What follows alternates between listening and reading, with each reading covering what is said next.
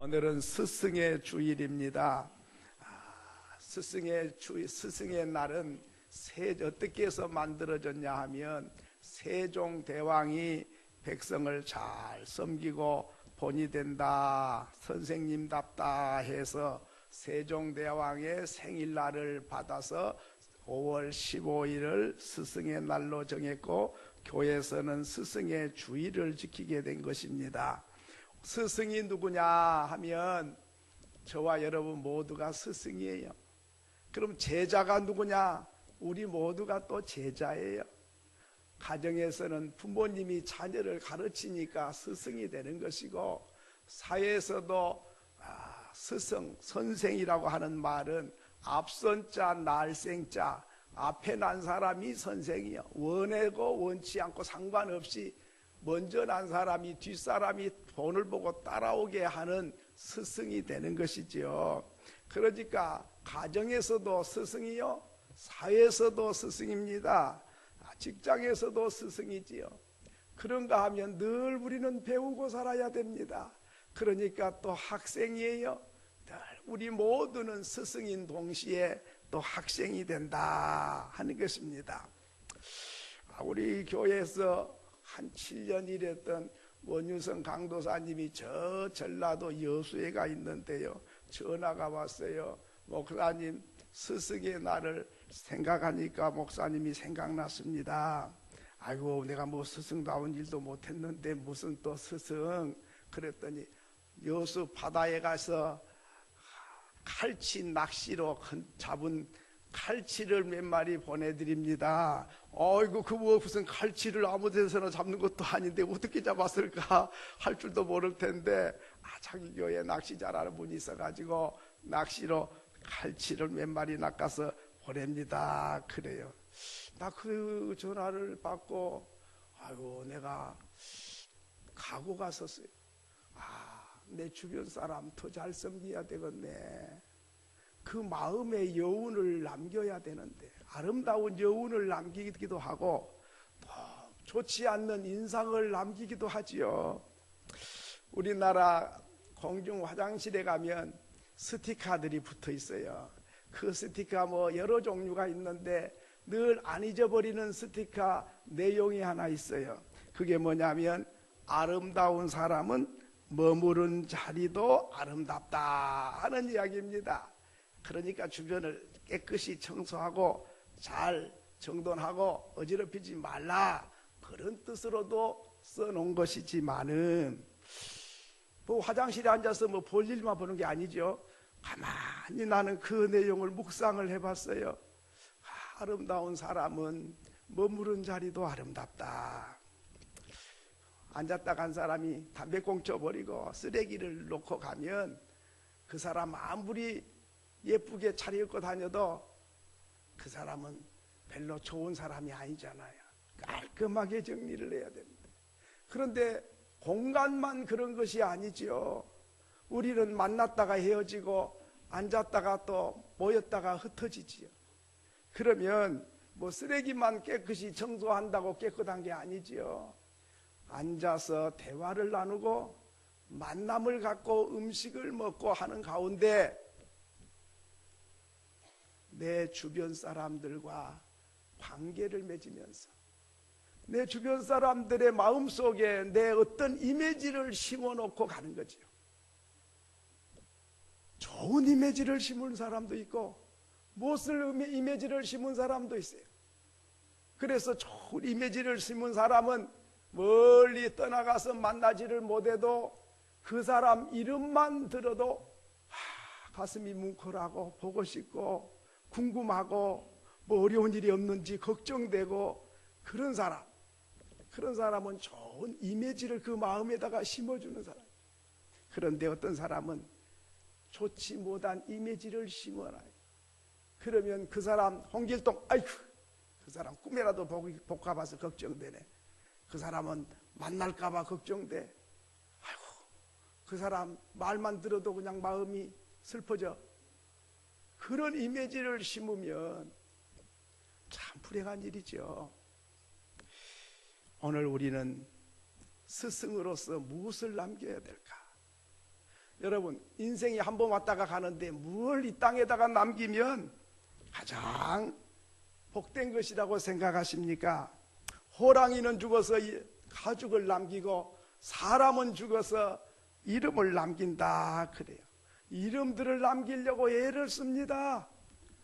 북쪽에 저쪽 사람 한 사람은 금강산에도 자기 이름을 써붙여놓고 천지다가 자기 이름을 붙여놨지만은 사람들에게 고통을 주고 아픔을 주고 무슨 그 이름이 악명이 되는 것이지 그게 수치가 되고 부끄러움이 되는 거죠. 오히려 사람들 마음 속에다가 어떤 이미지를 심느냐가 너무너무 중요한데 우리는 유명해지려고 애를 많이 쓰면서도 마음속에 어떤 이미지를 심고 있는지, 내가 말한 것과 태도와 자세 속에서 내 행동 속에서 상대방에게 알게 모르게 원하든 원치 않든 이미지를 심어가고 있는 것이죠. 여러분, 예수님께서는 이 땅에 33년 동안 계신 동안에 무엇을 남겼습니까? 무슨 책을 남겼습니까? 무슨 건물을 남겼습니까? 자녀를 남겼습니까? 무슨 재산을 남겼습니까? 아무것도 그렇게 안 남겼어요. 그럼 뭘 남겼는가? 사람을 남겼어요. 12명 제자를 남겼습니다. 그런데 12명을 남기려고 했는데 가룟 유다가 그냥 목숨을 끊어버렸어요. 그래가지고 11명밖에 안 남겼어요.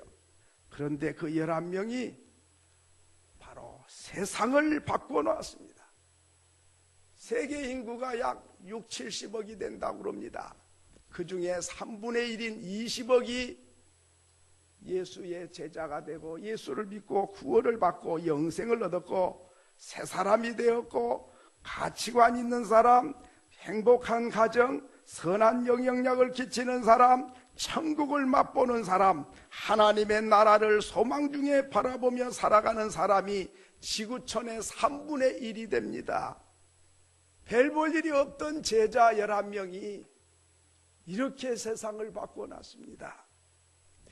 여러분은 이 한평생 뭘 남기려고 하십니까? 어떤 사람은 부동산을 많이 남겨놓으면 좋은 줄 알고 그렇게 모아서 부동산을 남기고 간 사람도 있습니다. 어떤 사람은 자녀를 많이 남기려고 태국의 어느 부자는 부인들을 얼마나 많이 얻어가지고 군데군데 아이를 낳았는지 무슨 150명인가를 낳았다고 그러더라고요.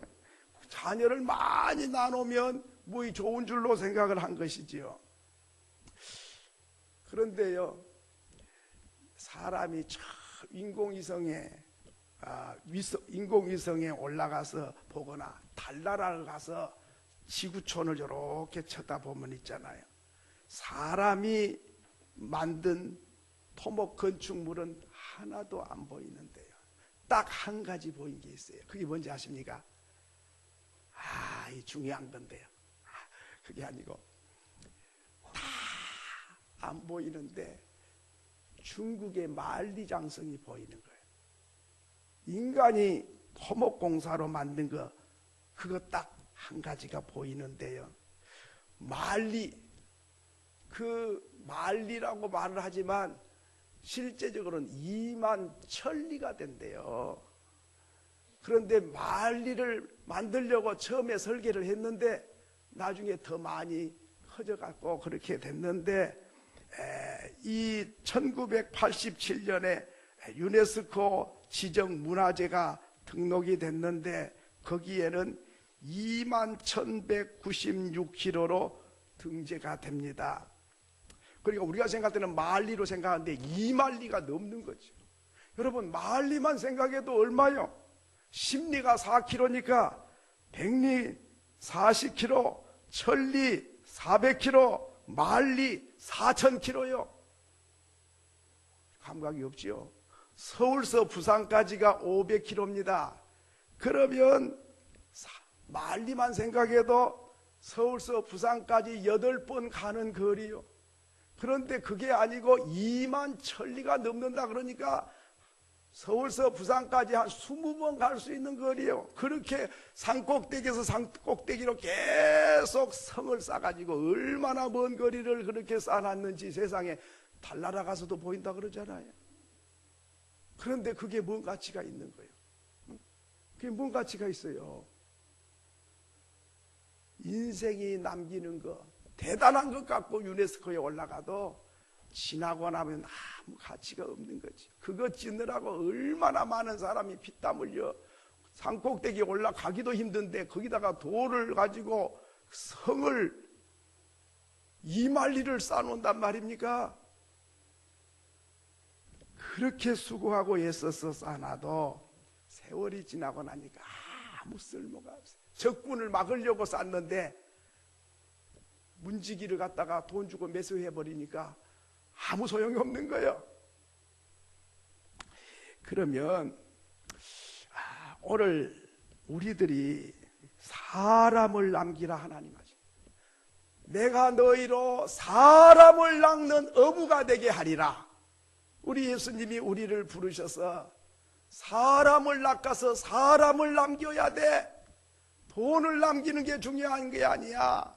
만리장성을 쌓는 게 중요한 게 아니야. 자식을 많이 두는 게 별로 가치가 있는 게 아니야.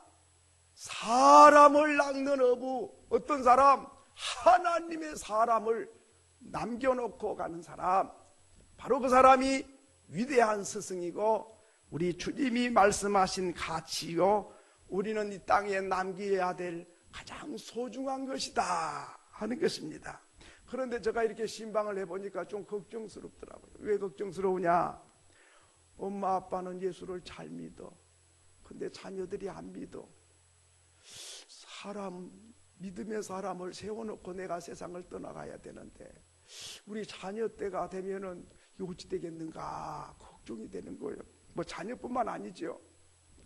옛날에는 주일학교 하면 어린아이들이 북치고 동네 한 바퀴 돌고 오면 150명, 200명씩 그냥 우르르르 몰려와서요. 일주일 내내 비지땀을 흘리면서 성경학교를 했어요. 그러니까 어른은 작아도 아이들이 많으니까 소망이 있었어요. 그런데 이제는 반대로 어른보다 아이 숫자가 더 적어요. 낳기도 적게 놓고 믿는 사람도 별로 없고 학원에 보내기 바쁘고 이러다 보니까 앞으로 장래가 어두워지는 거지요. 자, 그러면 오늘 우리가 스승주의를 맞이하면서 우리 예수님이 어떻게 해서 사람을 남겼는가를 보려고 합니다. 오늘 마태복음 12장 1절부터의 내용이 무슨 말씀입니까? 안식일 날이 됐는데 예수님이 제자들을 데리고 안식일 날 밀밭 사이로 지나가시게 됐다 했습니다. 지나가는데 제자들이 그냥 지나간 게 아니라 배가 고팠어요. 때가 돼도 밥을 먹을 겨를도 없었어요. 그러니까 끼니를 걸렀어요. 사람이 많이 모여들어가지고 병 고쳐달라 그리고 복음 전해달라 그리고 가르쳐달라 그리고 질문도 많는데 여러분 생각해 보세요. 저 광화문 광장에 사람이 몇만 명 모이면 경찰이 통제를 하려면 수천 명이 통제를 해도 못해요. 그런데 예수님 앞에 나온 사람이 5천 명, 10,000명, 20,000명이 왔는데 예수 제자들 12명이 어떻게 통제를 해요? 밥 먹을 시간도 없어요. 그래서 배가 고팠어요. 그런 배가 고파서 밀리삭을 잘라서 비벼 먹었다는 것입니다. 얼마나 배가 고프면 그랬을까? 이렇게 생각하면 되는데 바리새인들이 딱 보고 고발하는 거예요. 안식일 날 밀리삭을 잘라서 비벼 먹어서 왜 안식일을 범한 거야? 예수님, 당신 제자들이 율법을 어겼어요. 가만히 두면 안 되지. 단단히 혼을 내야 돼. 이러면서 고발을 하는 거예요. 그때 예수님께서 다윗 이야기를 합니다. 다윗이 사울에게 쫓겨다닐 때 도망 다니다가 그 제사장에게 가서 떡을 달라고 해서 하나님께 제사한 음식은 제사장만 먹어야 되는데 그 도망 다니는 배고픈 다윗에게 불쌍해서 떡을 내주지 않았느냐. 나는 자비를 원하고 제사를 원치 않아. 이렇게 말씀을 하셨습니다. 여러분, 마태복음 12장 1절로 8절 말씀을 기자가 이 사건을 쓴다면 타이틀을 뭐라고 쓸 것 같습니까? 딱 뭐라고 한마디로 말할 것 같습니까? 이게 중요해요. 안식일 사건, 이게 바로 바리새인들이 보는 시각입니다. 언제 이런 사건이 있었느냐? 안식일 날 이런 사건이 있었다. 그런데 예수님의 눈은 조금 달랐어요. 안식일 때를 말할 때 안식일도 물론 맞지만은 제자들이 배가 고플 때에 이 사건이 있었다 하는 관점에서 보시고 있는 것입니다. 똑같은 내용을 봐도 어느 관점에서 보느냐가 그렇게도 중요합니다. 바리새인들은 틀린 게 아니에요. 안식일 잘 지켜야 돼. 율법을 철저히 지켜야 돼. 안식일 날 그러면 안 돼. 틀린 게 아니에요. 맞는 거예요. 맞는데 안식일에 너무 안식일을 지킨 게 좋고 율법대로 해야 되는 게 너무 귀한 일이기 때문에 그것을 딱 붙잡다가 배고픈 사람들을 보지 못했어요. 이게 중요합니다. 중요한 것은 중요한데 그것만을 붙잡다가는 사람을 놓쳐버려요. 한 생명이 하늘과 땅을 보태놓은 것보다 천하보다 더 귀한 것이 사람의 생명이다. 하나님 말씀하셨습니다. 그런데 안식일 철저하게 지켜야 된다는 그것 때문에 배고픈 제자들의 마음을 몰라주고 고발을 한 거예요. 처벌을 해야 된다 이 말이죠. 여러분, 교사도 바리새인 쪽의 교사가 있고 예수님 닮은 교사가 있어요. 여러분, 우리 자녀들이 학교 가면은 바리새인들은 얼마나 철저하고 막 무서워요. 아주 싸늘해요. 인정사정 없어요. 막 고발해버려. 이런 바리새인 선생님 만나면 좋겠습니까? 예수님처럼 따뜻하고 푸근하고 자비롭고 사랑스러운 마음을 가진 선생님을 만나는 게 좋겠습니까? 여러분 어때요? 잘 모르시겠어요? 그러면 선생님은 말고 주일학교 선생님, 우리 교회 주일학교 선생님이 바리새인 같은 그런 선생님을 원하십니까? 예수님 닮은 선생님을 원하십니까? 예수님 선생님, 저도 그래요. 그러면 저와 여러분은 지금 바리새인 쪽에 가깝다고 생각하십니까? 예수님 쪽에 가깝다고 생각하십니까? 여러분, 화해 학생들의 실력, 성적 중요해요. 우리 부모님들이 성적이 중요하다고 성적에 집착하다가 아이들 다 망가져버려요. 중요하기는 중요하지요. 너무 중요하다 보니까 그것만 붙잡다가는 더 중요한 자녀들을 망가지게 해요. 오늘 우리는 이것을 알아야 됩니다. 예수님은 마음이 따뜻한 분이에요. 예수님은 안식일만 아는 게 아니라 배고픈 제자들을 아는 사람. 여러분, 오늘 우리가 이 시대를 사는데 바리새인 쪽에 치우친 사람이 있고 예수님 쪽으로 가 있는 사람이 있어요. 그런데 왜 다른가? 왜 바리새인들은 그랬고 예수님은 그랬는가? 관심이 다르기 때문에 관점이 다른 거예요. 바리새인들은 율법, 안식일 정죄하고 고발하고 이것이 바리새인들의 관점이었습니다. 그런데 예수님의 관심은 구원해야 될 생명을 관심 있게 보시는 거예요. 여러분, 사람이 관심 있는 대로 마음이 가고 눈이 갑니다. 결혼해야 될 사람은 총각들은 맨날 처녀만 눈에 보여. 들어도 처녀 이야기만 듣고 싶어. 할머니 이야기는 안 듣고 싶은 거예요. 내가 양복을 하나 사 입어야 되겠다 생각하면 다른 거 하나도 안 보이고 양복만 보여요. 내가 자동차를 하나 사야 되겠다 싶으면 자동차를 머릿속에 그려놓고 길에 다니는 자동차를 유심히 보면서 저게 좋은가 저게 좋은가 저 무엇이 어쩌고 맨날 생각이 자동차로 머릿속에 꽉 차 있어요. 아파트를 하나 살라고 해보세요. 아이파크가 좋냐, 레미안이 좋냐, 어디 있는 게 좋냐, 몇 평짜리가 좋냐, 얼마짜리가 좋냐, 온통 머릿속에 관심이 아파트로 차 있어요. 그러니까 바리새인들의 관심은 안식일, 범하는 사람 처단해야 돼, 고발 조치해야 돼, 혼내야 돼, 여기에만 온통 관심이 있어요. 그러니까 그런 것만 눈에 들어온 거죠. 그래서 예수님은 사람을 낚아야 돼, 사람을 살려야 돼, 사람을 일으켜야 돼, 사람을 남겨야 돼. 사람을 건지려고 하늘 영광의 보좌를 내버리고 낮고 천한 이 땅에 오셔서 주님은 십자가에 매달려 죽기까지 하셔서 우리를 건지고 살리신 분이십니다.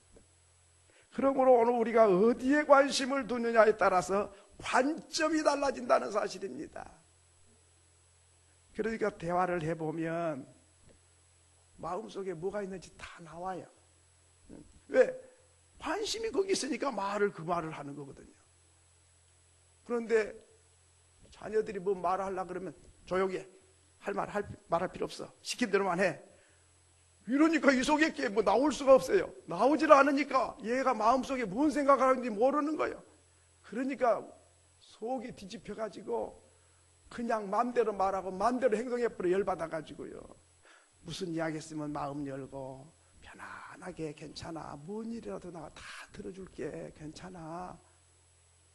이렇게 해서 그 마음속에 그걸 다 대화를 해서 드러내게 만들어서 내가 어떻게 도와주면 좋을까? 같이 울면서 같이 아파하면서 그래야지. 혼내키고 말 못하게 하니까 이 속에 그냥 우라통이 터져가지고 마음대로 그냥 해버립니다. 이러니까 나중에는 큰 사고가 나는 거예요. 자, 그러면 오늘 이 말씀을 가만히 읽어보면 예수님은 사람을 남기라고 하십니다. 사람을 낚는 어부가 되라. 고기 낚아서 많이 먹어도 다 먹고 싸면 끝나고 돈 벌어서 쓰고 나면 죽으면 다 아무것도 아니야. 사람을 낚아야 돼. 사람을 세워야 돼. 사람이 관건이야. 사람이 경쟁력이야. 사람이 최고야. 사람을 세우면 세상이 달라져. 그렇지요. 그러면 예수님은 사람을 남기셨는데 사람을 남기려고 하지만은 어떻게 하면 사람을 남기는가? 첫째는 예수님께서 배고픈 사람들이 눈에 들어왔어요. 시장한 사람들이. 여러분, 사람을 세우고 싶고 사람을 남기려고 하는 사람은 부자가 눈에 들어온 게 아니에요. 똑똑하고 훌륭한 사람이 눈에 들어온 게 아니에요. 배고프고 시장하고 가난하고 힘든 사람들이 눈에 들어와요. 바리새인들은 안 들어와요. 예수님은 들어와요. 왜? 예수님은 사람을 건지고 사람을 세우려고 오셨기 때문에 사람의 관심이 있으니까 시장한 것을 배고프다 소리 안 해도 알아요. 그 사람이 눈에 들어오기 때문입니다. 베세다 들녘에서 사람들이 구름대처럼 몰려와서 예수님 말씀을 듣고 병자를 고쳐줄 때에 저녁 때가 됐는데도 집에 돌아가지를 않는 거예요. 돌아갔으면 좋겠는데 내일 오면 되는데 이 밤중이 돼도 갈 줄을 모르니까 예수님도 떠나지를 못했어요. 그래서 예수님이 제자들에게 말했습니다. 너희들이 먹을 걸 좀 줘라. 아이고 예수님, 이게 들판이에요, 들판. 이 한두 명이야 뭘 주지요.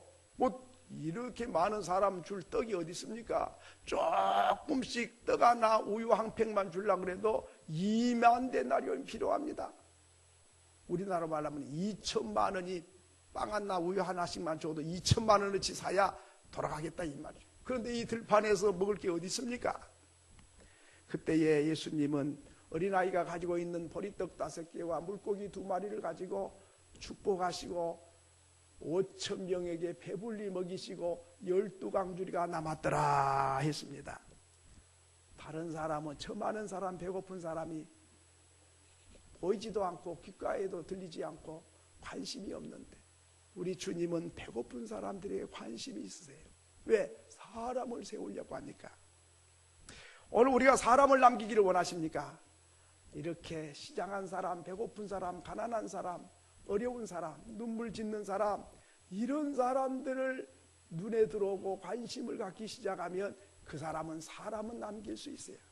그러나 높은 데만 바라보고 높은 사람만 보이고 부자들만 보이면 그 사람은 돈은 남길지 몰라도 사람은 남길 수가 없어요. 두 번째로는 예수님은 마음이 따뜻하신 분이십니다. 오늘 바리새인들이 제자들을 미리삭 비벼 먹었다고 고발을 할 때에 주님이 그들에게 동의하지 않고 맞장구 치지 않았어요. 그러면서 사무엘상 21장 1절로 6절의 말씀을 들려준 것입니다. 사울이 다윗을 죽이려고 할 때에, 그때에 다윗이 도망 다닐 때에 롭당에 갔다. 롭당에 멀리 도망을 갔어요. 도망을 가서 아히멜렉이라고 하는 제사장을 찾았어요. 제사장님, 내가 쫓겨다니다가 너무 배가 고파요. 먹을 게 있으면 좀 주세요. 제사장이 말합니다. 여자를 가까이 한 사람은 줄 수가 없어. 뭐 떡을 주는데 무슨 여자 가까이 한 거 뭔 상관이 있어요. 그런데 다윗이 말합니다. 예, 제가 3일 동안이나 여자 가까이 안 했습니다. 아, 그래? 그러면 주지. 그런데 너희들 줄 떡은 없어. 그럼 무슨 떡이 있습니까? 하나님께 제사 드리고 난 떡인데 그거는 신령한 떡이야. 그거는 제사장만 먹게 돼 있어.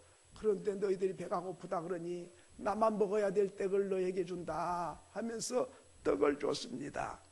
지금 예수님이 그 말씀을 지금 하고 계시는 거예요.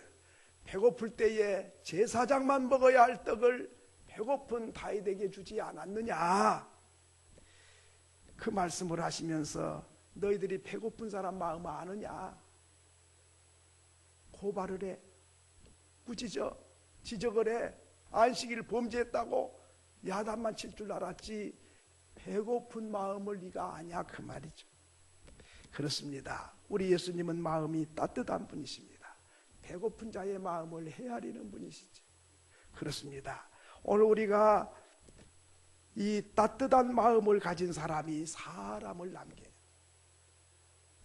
마음이 차가운 사람, 싸늘한 사람, 무정한 사람, 야박한 사람, 그런 사람은 사람들이 다 도망가 버려요. 싫다 그래. 푸근하고 따뜻하면 사람들이 가까이 찾아와요. 정을 나누고 싶어요. 대화를 하고 싶어 해요. 친구 되고 싶어 해요. 이웃이 되고 싶어 해요. 그러니까 나는 친구들이 다 나 싫다고 도망가면은 무릎 꿇고 회개부터 해야 돼. 왜?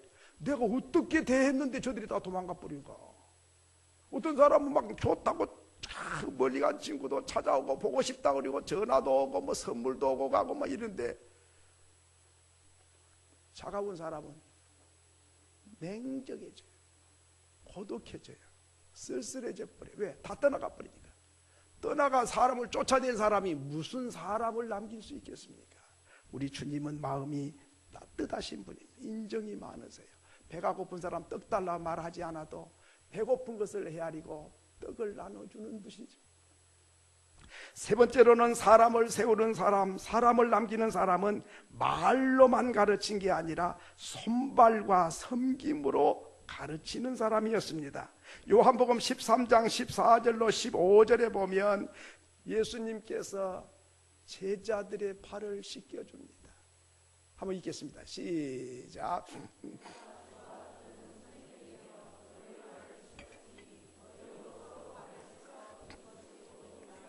여러분, 내가 너희에게 행한 것 같이 너희도 행하게 하려 하여 본을 보였노라.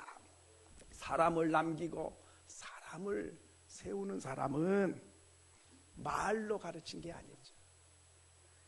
예수님이 누굽니까? 그분이 하나님이세요. 하나님 흠과 티가 없으신 분이세요. 하나님이 더러운 제자들의 발을 씻어주고 닦아주면서, 그때의 제자들, 아이 선생님 이럴 수가 있습니까? 천부당 만부당한 일입니다. 종이 주인을 씻는 법이고 제자가 스승을 닦아주는 것이지 어떻게 선생님이 내 발을 씻습니까? 안 됩니다. 못합니다. 내가 안 씻겨주면 너와 나와 아무 상관이 없어. 그러면 그냥 머리서부터 얼굴까지 다 씻겨주세요. 아니야, 발만 씻으면 돼. 주님이, 하나님이 엎드려서 더러운 발을 씻어주면서 내가 행한 대로 너희도 하게 하려고 내가 본을 보인 거다. 사람을 세우는 사람은 말로 가르친 사람이 아니라 손발로 섬기고 행동으로 섬기고 겸손히 섬길 때에 바로 그것이 사람을 세우는 것이죠. 네 번째로는, 사람을 세우는 사람은 피와 땀과 눈물이 있습니다. 예수님께서 예루살렘아 예루살렘아 암탉이 병아리를 품듯이 내가 너희를 품으려고 한 적이 몇 번이냐. 그러나 너희들이 원치 않았도다. 예루살렘 성을 보시면서 울면서 기도했습니다. 그런가 하면 겟세마네 동산에서는 인류의 죄를 위하여 십자가를 앞두고 땀을 흘리는데 그 땀방울이 핏방울이 변할 만큼 주님은 기도했습니다. 그리고 십자가 위에서 물과 피를 아낌없이 쏟으셨습니다. 땀과 눈물과 피로 주님은 가르쳤습니다. 이 세 가지는 세 가지가 들어있습니다. 수고가, 땀은 수고가 들어있는 것이고, 눈물은 사랑이 들어있는 것이고, 이 피는 생명이 들어있는 것이죠. 이렇게 땀과 눈물과 피, 수고와 사랑과 헌신으로 가르치고 섬겼기 때문에 사람을 남길 수가 있었습니다. 그냥 사람은 남겨야 되겠다고 남기는 게 아닙니다. 돈이야 벌어놓으면 남길 수 있지요. 그런데 사람을 남기려면은 눈물이 쏟아져야 되고 땀을 흘려야 되고 피를 흘려야만이 사람을 남길 수가 있는 것입니다. 그렇기 때문에 사람 남기기가 어려운 것이지요. 마지막으로는 사람을 세워주는 사람입니다. 우리 주님은 넘어진 사람을 세웁니다. 떠나간 사람을 찾아갑니다. 그렇게 해서 세웁니다. 요한복음 21장 1절에 보면 예수님을 떠난 제자들이 바닷가에 가서 밤새도록 그물을 던지고 고기를 잡았습니다. 한 마리도 못 잡았습니다. 못 잡는 것도 기적이요. 어떻게 그렇게 밤새도록 잡았는데 한 마리 못 잡았는지. 못 잡고 있을 때 예수님이 새벽같이 바닷가로 찾아오셨습니다. 베드로야, 고기 많이 잡았느냐? 아닙니다. 밤새도록 그물을 던졌지만은 한 마리를 못 잡았습니다. 그래, 저 깊은 데에다가 그물을 내려봐라. 알겠습니다. 가서 깊은 데 갔다가 그물을 던졌는데, 조금 전에도 던졌는데 한 마리 못 잡았는데 주님 말씀 듣고 던지니까 그물이 찢어질 만큼 고기가 잡혔다. 그래서 너무 부끄러웠어요. 고기 잡힌 건 좋지만은 예수님을 부인하고 모른다고 저주하고 떠나갔는데 부활해가지고 예수님이 찾아오셨잖아요. 그러면 찾아오신 예수님이, 그래 나 떠나서 잘 될 줄 알았냐? 쫄딱 망할 거야.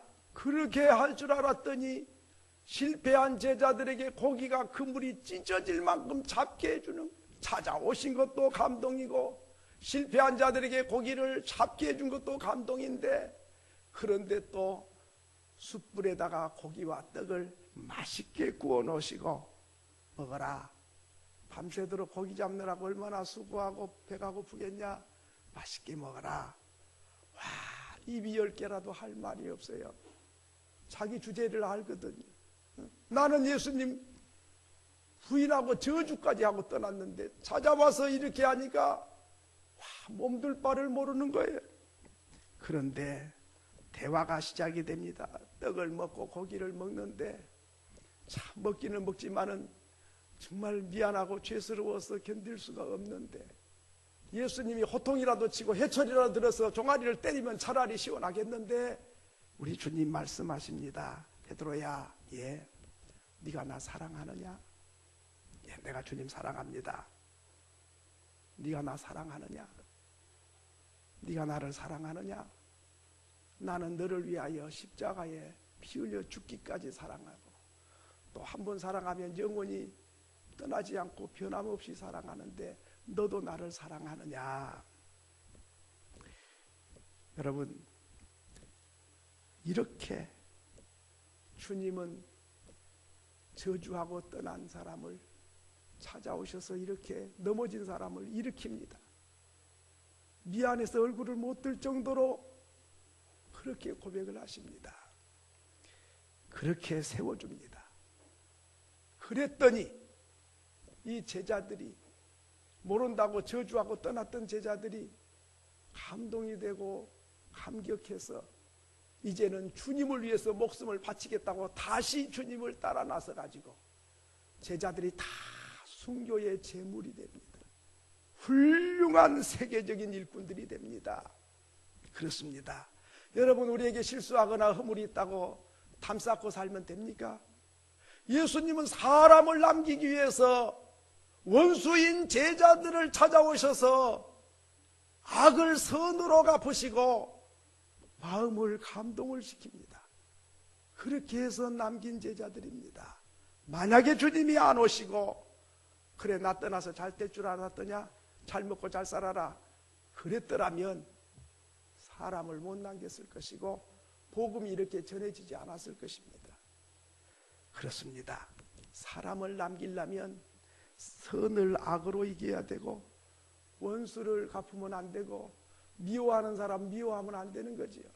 사랑으로 다 녹여내야 되고 넘어졌으면 일으켜줘야 되고 실망한 사람에게 용기를 불어넣어서 사람을 남겨야 되는 것이지요. 이제 말씀을 맺겠습니다. 사랑하는 성도 여러분, 어떤 사람 돈 남기려고 애를 씁니다.